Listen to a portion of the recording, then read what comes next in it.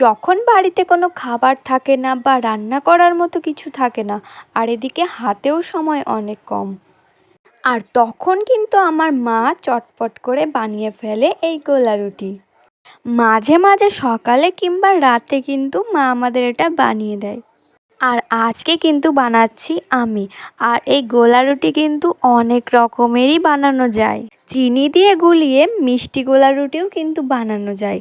আর আমরা যেহেতু এখন তরকারি দিয়ে খাবো, তাই পেঁয়াজ কাঁচা লঙ্কা দিয়ে একটু ঝাল ঝাল করেই করলাম।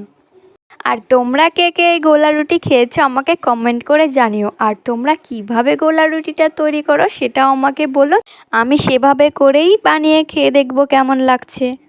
আর রান্না বান্না তেমন একটা অভ্যাস নেই আমার, তাই রুটিটা কিন্তু একটু মোটা হয়ে গেছে। যাই হোক, ভিডিওটা তোমাদের কেমন লাগলো অবশ্যই জানিও।